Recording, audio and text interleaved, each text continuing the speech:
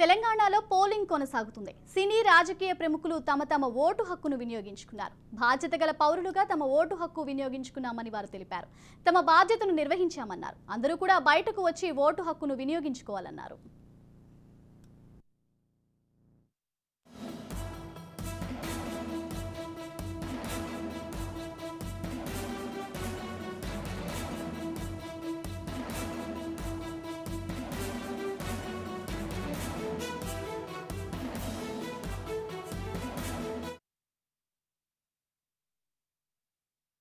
సినీ రాజకీయ ప్రముఖులు తమ ఓటు హక్కును వినియోగించుకున్నారు. బాధ్యత గల పౌరులుగా తమ ఓటు హక్కును వినియోగించుకున్నామని వారు తెలిపారు.